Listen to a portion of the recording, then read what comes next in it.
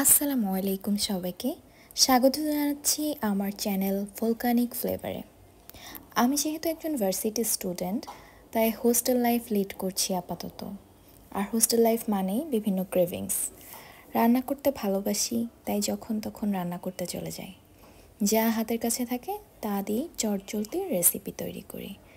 আজকের recipe chicken korma. So এখানে আমরা দেখতেই পাচ্ছি সকল ইনগ্রিডিয়েন্টস রাখা আছে। প্রথমে এটা টক দই, এটাকে একটু ঘন করে আমরা নিয়েছি ফেটিয়ে, যাতে পরে এটা দানা বেঁধে না যায়।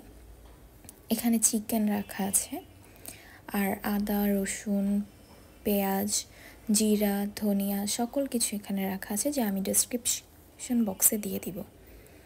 এখন চলে যাই রান্নায়। প্রথমেই আমরা কড়াইয়ে চিকেনগুলোকে দিয়ে দিব। তারপর আস্তে আস্তে পেঁয়াজ, রসুন, আদা সহ যাবতীয় মশলা আমরা এখানে অ্যাড করতে থাকব। প্রথমে আমরা এটাকে অ্যাড করা শেষ হলে তেল দিয়ে এটাকে সুন্দর করে মাখিয়ে নিব।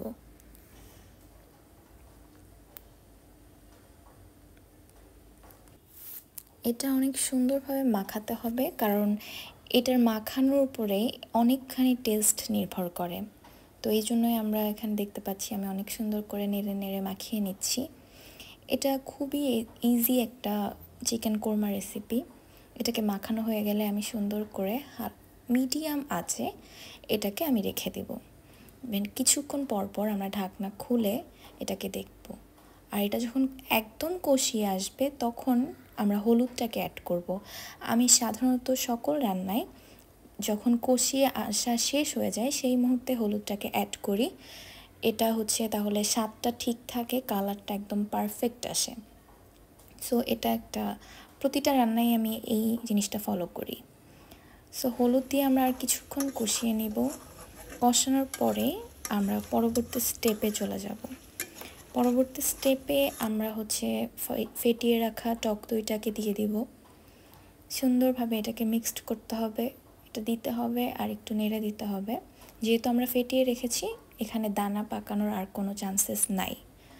সেটাকে সুন্দর করে আমরা এবার নাড়বো, কিছুক্ষণ আবারও একটু ঢেকে রাখবো। ঢেকে ঢেকে এটাকে আমরা হালকা কষাতে থাকবো।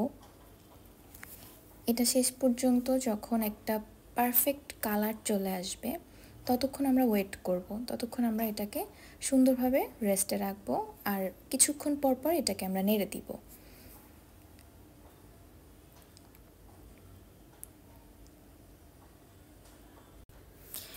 এ পর্যায়ে আমরা দেখতে পাচ্ছি একটা সুন্দর কালার চলে আসছে।